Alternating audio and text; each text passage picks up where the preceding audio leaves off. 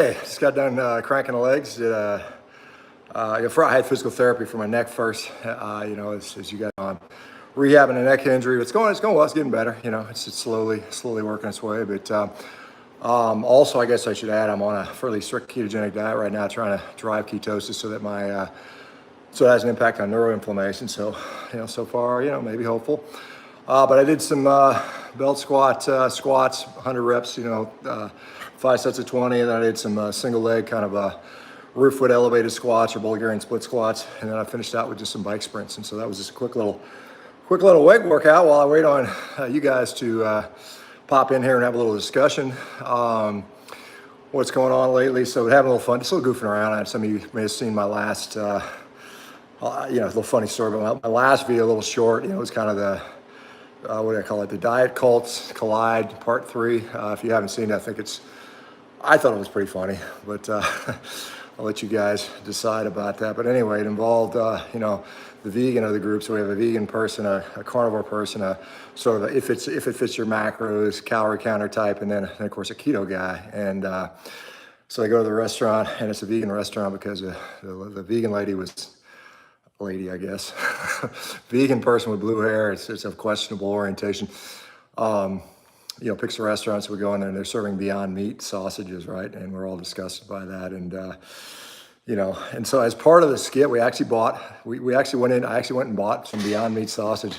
I'm pretty kind of ashamed to say it, but it was done as a prop, and hopefully will dissuade more people, 10 times more people than my one purchase. But I was at the store buying this Beyond Meat, and, kind of like sneaking, almost embarrassingly buying this. And I'm in the store, and some guy, young dude, kind of like tattoo guy, kind of rough looking dude, he goes, "Hey man, what do you think of that stuff?" Because he saw me as a big, strong guy, thinking, "What the hell is this guy doing?" I said, "Dude, man, I would never eat this garbage. This is total for a joke." We had a nice laugh about it. I said, "Yeah, I'm embarrassed to be in the store buying this stuff." But anyway, so the question is, did I actually eat the Beyond Meat? Well, the answer is, no. It's kind of like a Bill Clinton. I didn't inhale, so I put the bite in my mouth, but then I didn't swallow it. I was just like, I didn't swallow. I spit it out, and it was gross. It literally was disgusting, and it was just like, So anyway, it was just kind of a comical thing. So if you guys haven't seen it, go watch the last short I did. It was called "When Diet Cults Collide" number 3. I thought it was the funniest one. There's been 3 of them so far. Tomorrow we've got a little cooking demonstration from our vegan lady. She's going to cook something special for you guys to check it out. All right, let me go on to the questions and say hi to folks. So we got Chris Hapgood saying hi from Austin, Texas. I'll be in Austin end of November, so good to hear you. Hey Doc, you and Dr. Chafe, you're live at the same time. Oh, okay, well somebody say hi to Anthony for me. I don't know, if he's live? I thought he's in Australia, so it must be like morning-ish time for him in Australia. We didn't coordinate, obviously. Utah's Garage Workshop, love the information you provide, folks, says Can't Awake. All right, well, thanks, man. Stephen Goodair, hi from New Zealand. Well, kia ora as well to you. And I used to live down there in New Zealand, down in Cambridge, New Zealand, on the North Island, just in the Waikato, where I played rugby in the Waikato. So I got to play against some of the Waikato players, some of the All Blacks, way back in the day. This is 1991, 92, back when a guy named Grant Fox was Grant was he the fly half? I can't remember what his position was, but anyway, John Kerr went on the wing. Richard Lowe, Warren Gatlin, Graham Purvis. Those guys were playing. I played against a couple of those guys, Richard Lowe and Graham Purvis, and who's the coach of Wales? Was the coach of Wales? I'm forgetting now. Anyways, a hooker for the All Blacks. But anyway, love to get back down there some days. Shell D says Colorado Springs checking in. Nice. Spent some time in Colorado Springs. My old roommate in the Air Force. Bill Hibble, BJ Hibble, they were big Colorado Springs folks. I got to play golf at the Broadmoor Country Club. I went to a wedding there, in fact, so it was kind of an interesting place. Suzanne Garris says, hey, Doc Shawn, how's it going? King Daresy, what's up? Can I get a birthday shout out to my brother, Trevor? All right, man, happy birthday, Trevor. I don't know if you're listening, but happy whatever birthday it is. Hopefully you're doing well, man. Matthew Magnoli, from Alabama, good to see you.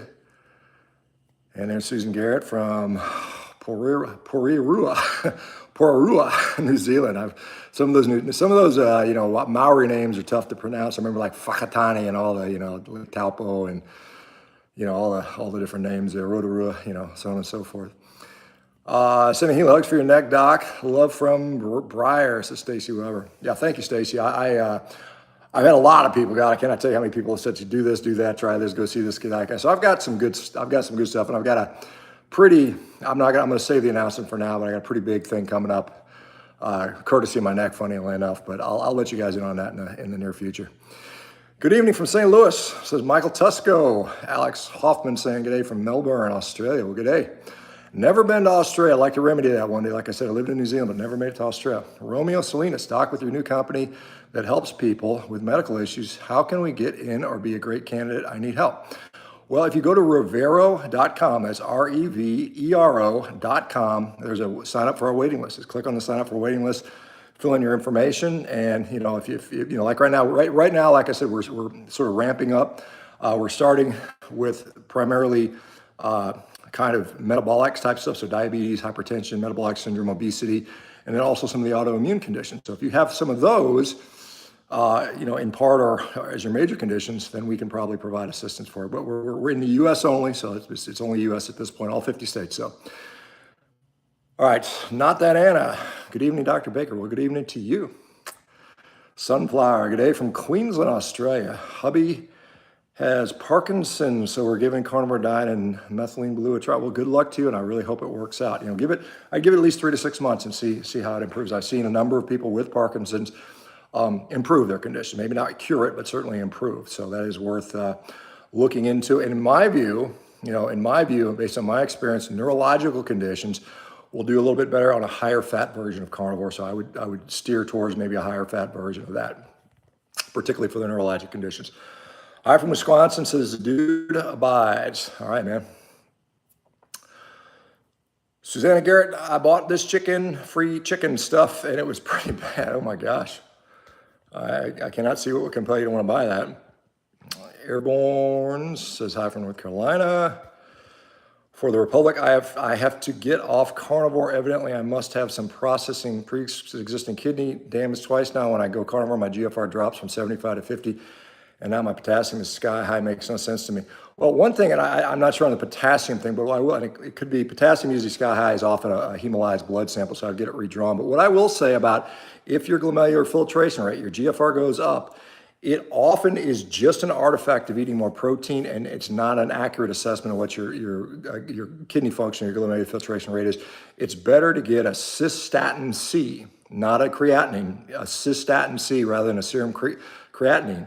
Because cystatin C is not confounded by high protein intakes, where serum creatinine is. So get a cystatin C, have them calculate your GFR with that, and you'll probably find it's completely normal. That's what I've seen many, many times. So how can they even call that fake sausage sausage? Should be called meat-shaped plant oils. It's kind of funny because we took that Beyond Meat, and you've seen the meme of the sausage looks like kind of a shrunk down penis, like a flaccid penis.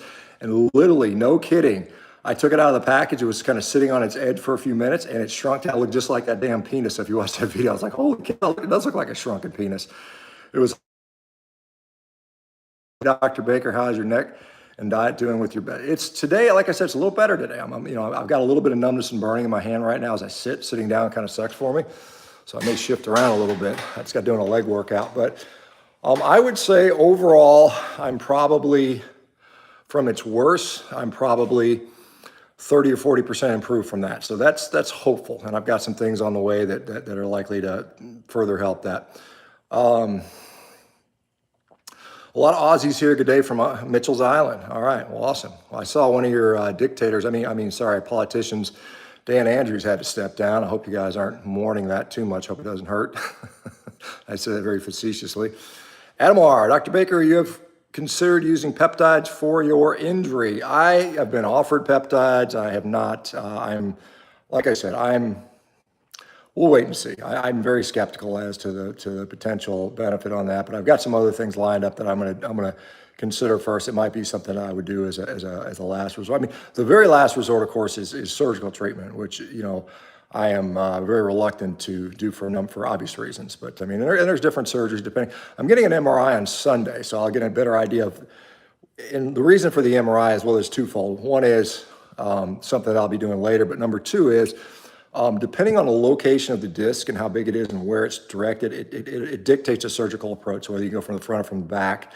And again, hopefully I'm not having surgery, but if it does progress, at least I'll have an idea what to expect. The surgery from the back can be done endoscopically, whereas the surgery from the front largely is just done through a standard, anterior open front approach and usually results in a fusion or a disc replacement, both of which I prefer to avoid. I mean, I'd also like to avoid the endoscopy in the back of the neck if all possible. I mean, ideally, the best answer is non-operative, I mean, and then once things have healed up, then to strengthen the hell out of the neck, because I've got a really long, relatively long neck, so it puts me at risk. And, back when I was playing, high-level rugby, I did a lot of neck strengthening, and I guess I slacked a little bit. I kind of laid off it where I shouldn't have while I was doing jiu-jitsu. I strengthened everything else. I was like, my fault for being lazy on that aspect and not fully preparing myself for that, because I do have, just anatomically, I've got a long neck, which puts me at a little bit of risk for leverage positioning and things. If I had a short, squatty neck, I'd probably be at less risk. Anyway, hi from Queensland, says Simone Ward. Tony Chauncey from Santa Rosa, California. Nice. Stephanie Goodair.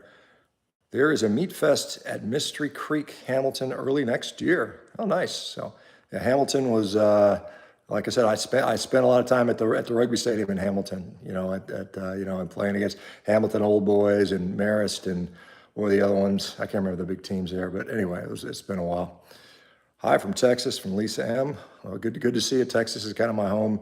I consider Texas home. I spent 20-some years in Texas, and so high school, college, medical school, residency, all that was done in Texas. So, well, good to see you. Hopefully things are going well in Texas. I'll be down, like I said, I'll be down there in Austin in a part of November. I got a busy this month, pretty chilled, but end of the month I got to go to LA for a quick visit.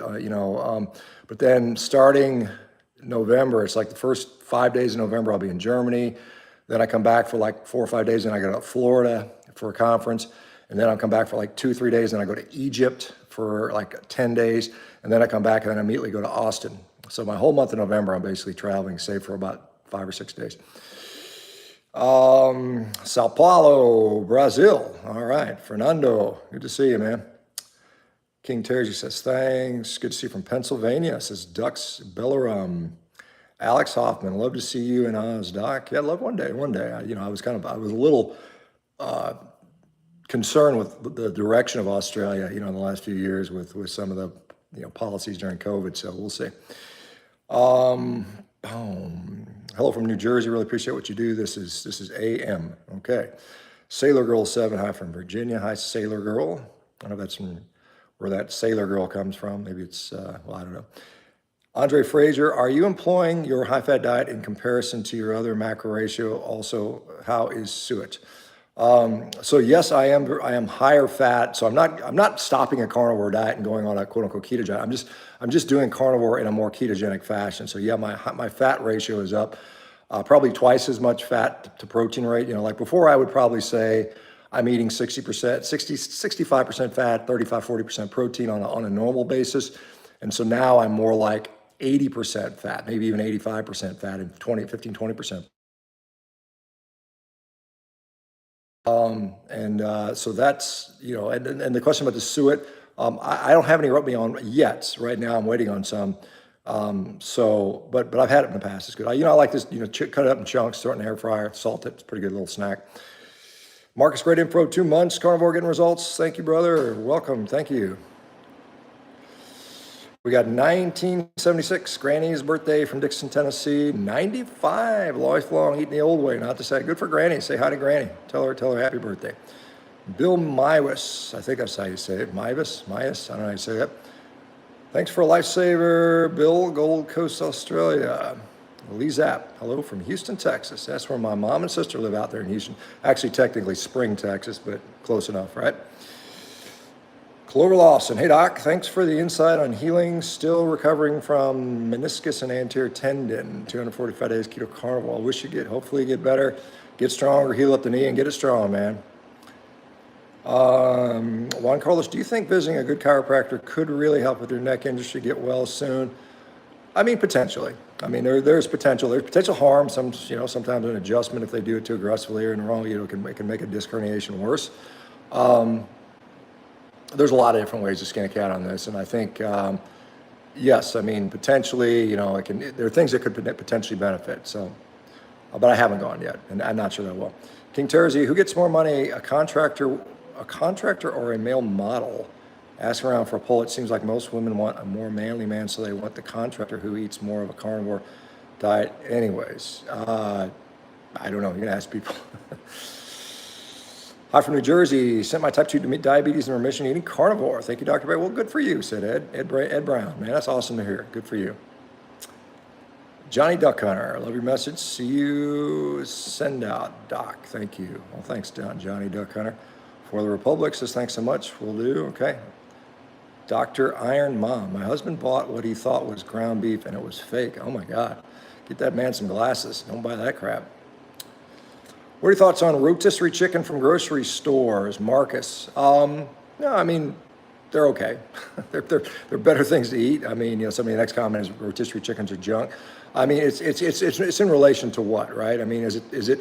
Do I eat it? I've had it in the past. Do I eat it now? Nah. I'd rather have ground beef for a steak. But you know, you do what you got to do sometimes. Hi from Canada, says Rob. Marcus, Minnesota, saying hello. See the whole truth. We seem to be collecting dictators worldwide. Yeah, it seems that way. Have you looked into DMSO? No, not really. I mean, it's, you know, it's basically a transport agent. I mean, I've been aware of DMSO for many, many decades. You know, it was an old time, you know, weightlifter thing where they rubbed, mix something into DMSO to make it penetrate better. I mean, yeah, I mean, you know, it can help with pain relief, but I don't think it actually solve the root problem. You know, it can help some of the tissues and stuff around that. So, I mean, it could be beneficial. So can massage, so can, you know, therapy and things like that. Michael Fusco, on week 3 of carnivore and I am a type 1 diabetic. Are you looking for people as a case study at all? If so, reach out to me and let me know what tests I should be taking. We are not currently looking for case studies on that, but I can tell you, I can probably get you in contact with people that will write this sort of stuff up. So, I mean, obviously, if you got CGM, keep your CGM data, log it, and make sure you have it. You might want to write down what you're eating, keep track of that. You know, meticulously document that. You know, maybe take pictures, things like that, and then you might have somebody write it up as a case report. See the whole truth. I would think you would know better by now about spinal surgery. Oh, I do. I mean, you know, sometimes it's inevitable. I mean, I'm not saying that. I, by any stretch of the imagination, would think you know, this would be a very, very last resort. And I'm probably at the point where I think it's about 20% likely that I might need some sort of spinal surgery. I'm sort of thinking that's probably very unlikely to happen, but you know, it's a possibility. Carnivore September 25th, feel great in all the way, but I have some kidney discomfort shortly after eating it. Started about a week after I started. I don't know what I should be taking. Reach out and let me know. Oh wait, sorry, it skipped over. Wait, where did it go? Okay, it started about a week after I started. Any thoughts on that? You know, when some people say they have kidney discomfort, I ask them, how do you know it's your kidney? You know, I mean, where do you think your kidneys are? I mean, a lot of people can't accurately assess where their kidneys are coming from. And so, top of your hydration, I think sometimes dehydration can be an issue if you have pre-existing kidney issues. That would be something to be mindful. So I think, you know, most likely it passes. You know, make sure you rule out things like kidney infections and you know, kidney stones, but I would, you know, stay on top of your hydration because it can be one thing with carnivore is something that hydration becomes an issue because low carb, obviously you drop fluid out because of the lowered insulin, and higher protein often requires a little bit more fluid management. So stay on top. First thing I'd say was hydration. I've got a $20 question here from, looks like Dan Fairbanks. Thanks for all you do. Nutrition fitness question. Is the 1 gram protein per pound of body weight for maintenance or growth? I have lost 6 pounds of muscle on carnivore. It certainly is, you know, I think it's sort of a target that most people should try to achieve. And why do I say that? Now that's higher than what most people will say. You know, if you listen to some of the literature, 1.2 grams per kilogram to 1.6 grams per kilogram seems to be the sweet spot for most people. Again, that's on a mixed omnivorous carbohydrate inclusive diet, and I think going zero carb probably increase that requirement a little bit even for maintenance. And so I think if you want to build, you might even need to be on the higher side. So that's I think how I would say with that. Now again, of course, if you've lost muscle, I've lost 6 pounds of muscle. I'm just curious as to how you know that. If you're getting weaker and you've definitely lost muscle, then obviously, make sure you're doing resistance training, make sure you get enough calories. That's another thing, is calories got to be adequate. One of the things a lot of people find is they just can't consume enough calories on carnivore. And so that is something you've got to almost force feed yourself in some cases. So that's how I would do it. And I find a lot of times it's easier to eat, like, force extra meals, rather than just try to overstuff yourself in one meal. So it's like, eat a 3/4 meal, a 3/4 meal, and another 3/4 meal. And so now you have, what is that up to? 1 1/4 or 2, and you've got more than 2 meals. 3/4 plus 3/4 is, plus 3/4 is 9. What is that? 9/8? Am I adding that right? 9/4. Sorry. So that's 2 1/4, right? So it's 2 1/4 meals versus 2 meals, right? So that's how you, volume-wise, increase it. So I don't know if that makes sense. So instead of eating 150 grams, you'd eat 175, 175, 175. That still doesn't work. My bad. I apologize. So instead of eating 2 meals of 100 grams, 100 and 100, you eat 3 meals of 75 grams. That makes sense. So 75 plus 75 plus 75 is 225 as opposed to 200 grams. All right. Sorry about that confusion. All right. I lost my ability to walk past 3 years, have rheumatoid arthritis, a form of lymphedema, and a Baker cyst starting deformity in my name. Is this reversible? Well, I think some of it certainly can be. So again, how much is sort of, I can't say without a lot more information, but certainly, and a Baker cyst, which of course has been named after me. No, I'm just kidding. That is usually just secondary to basic chronic inflammation and swelling in the knee joint. You see that fluid that accumulates in the back of the knee. That's what, typically you see a Baker cyst that forms back there. All right. Why are you traveling? Okay. Well, I'm going to Germany to speak at a conference. I'm going to Florida to speak at a conference. I'm going to Egypt as on a vacation, and then I'm going back to Austin. I'm doing a podcast. So, okay. How's your neck? Like I said, it's about 40% better. Lizap, do you book your own traveling, or do you have an assistant? I generally book my own. How do I get lean? That's a long answer. Stop being sedentary. Eat probably more protein. Exercise, do resistance training, get better sleep. Don't eat probably late at, their calories matter for sure. I don't want people to think calories don't matter, but I'll tell you what, book a consultation with me. Go on to the link in my bio here and book a one-on-one consult for 30 minutes. We can talk to it in detail. Dan T, eyebrow trimmers and steak. Interesting. Okay. Jay Hornsey, upstate on your neck. Yeah, I think we did. We kind of talked about that.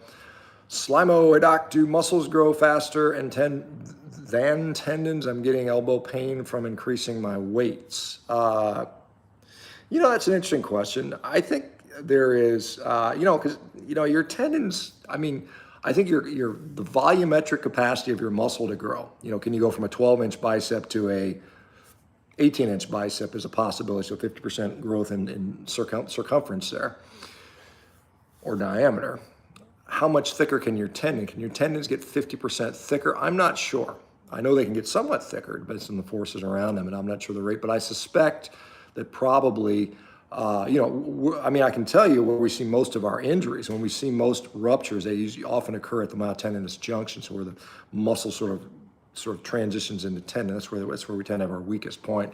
And so a lot of people, if they're experiencing a lot of stress, will notice pain and dysfunction in that area. Hello from New York, says Sherry Giraputo. Andre Fraser, tendons take longer, so okay. Dragon 80, Dr. Baker, what can I do to get hired by your team at Revero? I think it's important to work for a company you believe in. I can't think of a better choice for me than Revero. Well, I don't know what you do. So, it depends if we have a need. I know we're going to be hiring as we expand. Now, like I said, we have not officially launched yet. We haven't seen one single patient yet. So that's going to be happening probably within a few weeks. And so once we do that and sort of make sure we like the way everything's going, and then as we ramp up, we will be hiring probably in all positions depending upon what your expertise is. And so health coaching, we have marketing, IT people, we have, engineering team, we have operations team, we have, quality assurance. I mean, we got all kinds of potential positions. So depending on what your background is, and I agree. I want people that work for us to be philosophically aligned with what we do because it's so important, because it is an important mission. Nathaniel Patrick, should I try carnivore? Should I supplement with vitamins? I have no idea, man, Patrick. I don't know anything about you. So I can't answer that question for you with that little information. The real meat, James. There's James. How's it going, man? Those chickens are soaked in veg oils. All right.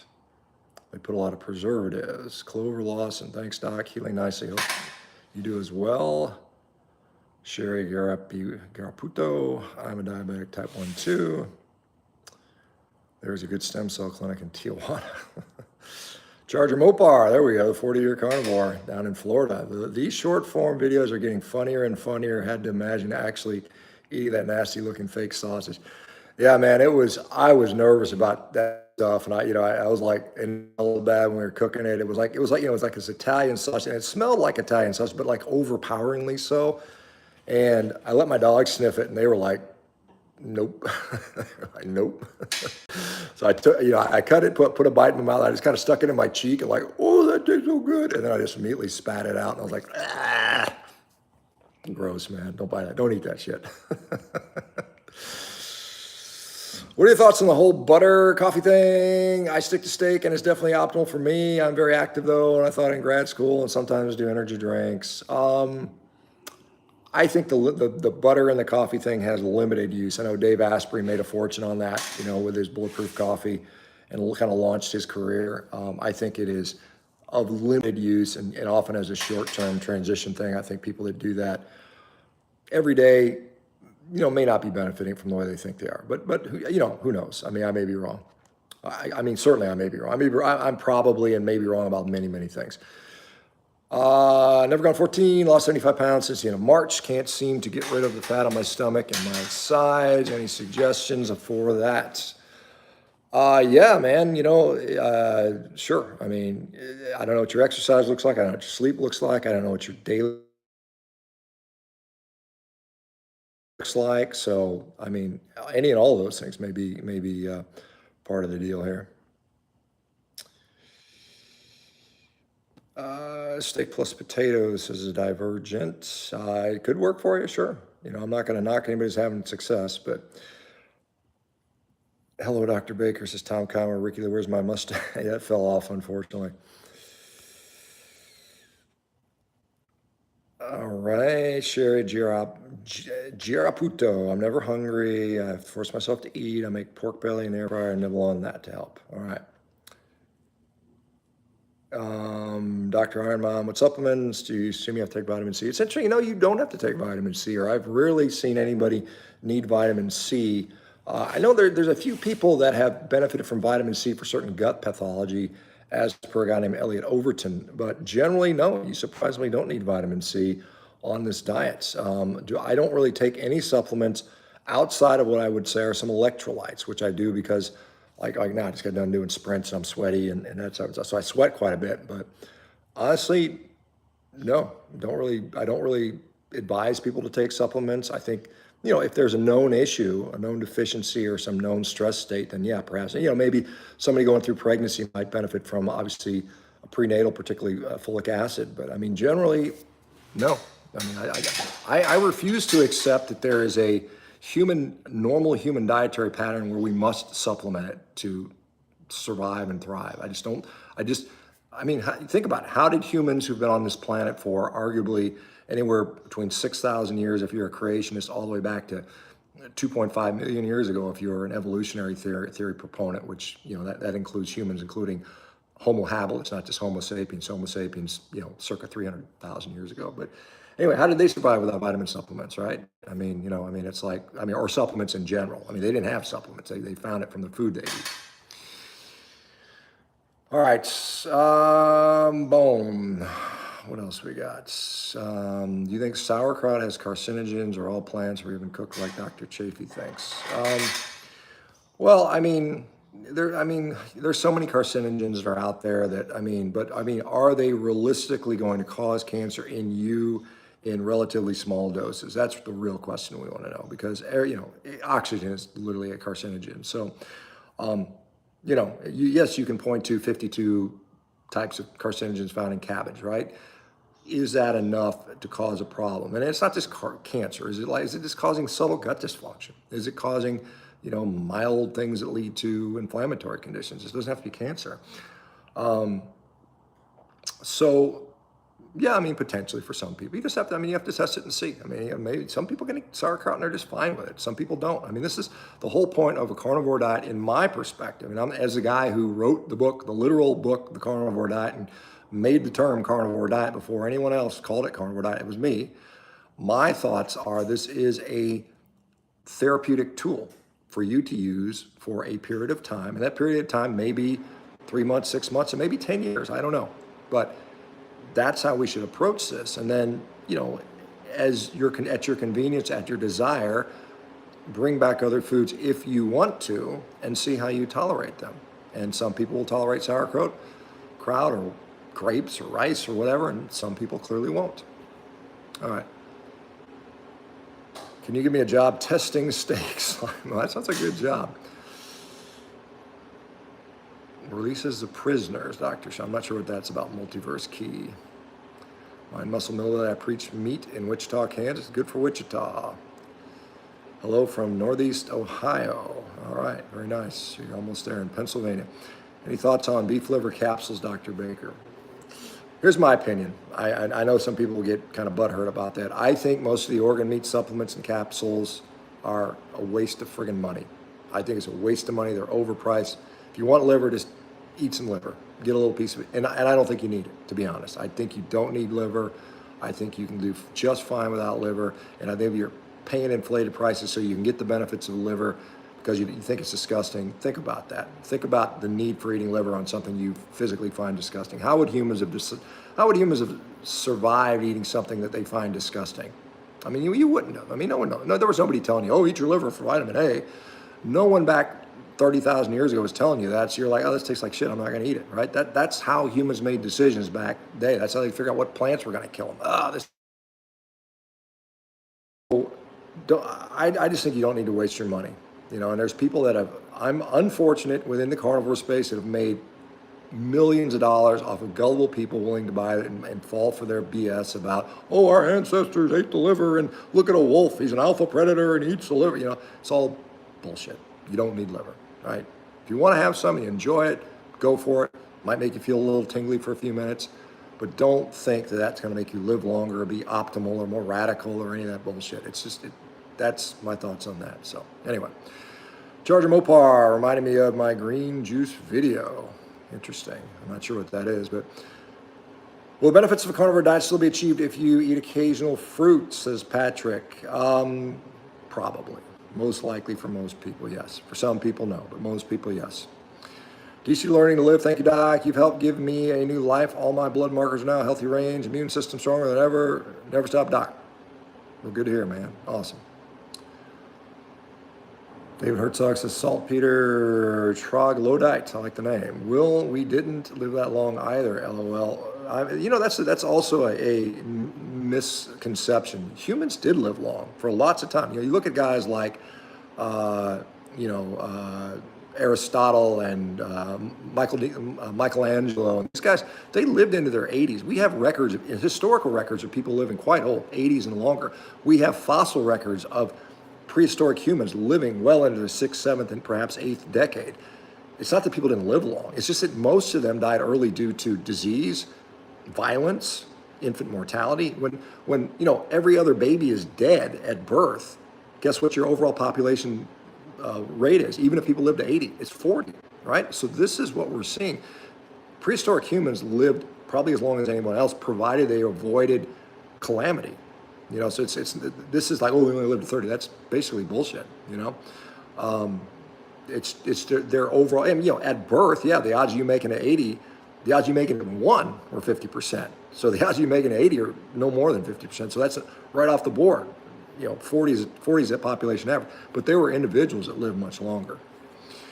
Susan Lydia, I grew herbs, garlic and ginger and use for cooking for ginger and tea. I'm not carnivore, but love ketovore. Okay, well, if you love something and you're doing well with it, keep it up. All right, we got another $20 question here.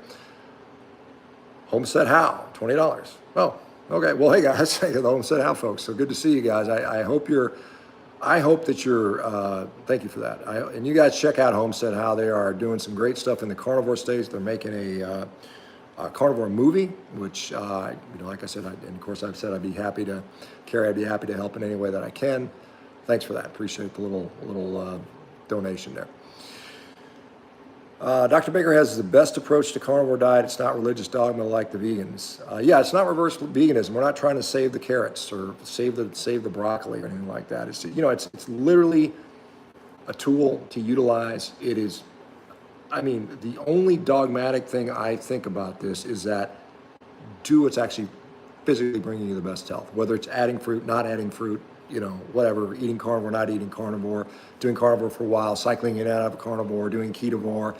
It doesn't matter to me. It doesn't offend me or hurt my feelings. I don't care if somebody eats a blueberry. I'm not going to pop up as a carnivore police and tell people, oh my God, you're kicked out of the club. And our company, Revero, is not a carnivore, exclusive company. We will have people where we use a carnivore diet on unequivocally, but not everybody needs to go carnivore to get healthy, right? And that's what I've said from day one. You'll never hear me say carnivore is the only way. And I know there are people out there that say that, but it's not me. But anyway, yeah, don't be religious about it. Don't be dogmatic about it, but understand that it is a worthwhile and valuable tool and treat it as that and be thankful that something like this does exist and that we have the opportunity to do that and really fight for, we should all be fighting for our capacity of choice to be able to eat like this. We're so fortunate, particularly in the United States, to have access to, beef in a grocery store every day. There's plenty of places around the world that's not even a remote possibility. So we are in such a fortunate position in the U.S. to do this. All right, got another $9.99 question here. This is from RM Hindu. It says, hey, Dr. Baker, is there any chance of decreasing coronary calcium scan with vitamin K2, D3, or any other supplement? I have definitely seen people that have had lower coronary artery calcium scans doing carnivore, ketogenic diets, low carb diets. I've seen that clearly has existed. There are no good studies that yet have shown that. So it's still in the realm of anecdotal. There's a guy named Patrick Theut, Theut. He's got maybe a YouTube channel. I know he did a nice interview with a guy named Ivor Cummins about 4 years ago now, I'd say something like that. And he talks about a protocol in which, vitamin K2, vitamin D3, magnesium, and a few other supplements in conjunction with a very low carb diet have been, shown to perhaps reverse coronary artery calcification. So I think it is a possibility. Interestingly, I don't know if some of you guys may know Dr. Fit and Fab, Jamie Seaman, whose husband had a relatively high coronary artery calcium score. And I remember when I was there and she was presenting Ivor Cummins, he said, well, let me show it to Dr. Edston. And so I don't know what happened beyond that. But yes, I think there is some evidence that is out there. Greg, okay, sorry, let me go now here. Greg Stubbs, I'm a lean mass hyperresponder. When carnivore became insulin sensitive and metabolically 400 days. Feldman recommends have 100 grams of carb per day, cholesterol down at 200. Yeah, that is something, and they've published studies on that where they show that people that are these lean mass hyperresponders, so-called phenotype, which some people question if it's a ring or not, but regardless, it's shown, or at least it has been shown, that by adding 100 grams roughly of carbohydrates per day, you can rapidly bring down your serum cholesterol. Is that better or not? Now, many people say, of course it is. We're saying, well, we're not sure, but it's, yeah. So I don't disagree with that statement. I think it's been shown. As you probably aware, Feldman is currently conducting a hyperresponder study with Michael Budov or David Budov, Budov's first name, but anyway, out in UCLA or somewhere near LA and Torrance perhaps, and they'll have their final results in February. We'll publish probably in the summer, I think.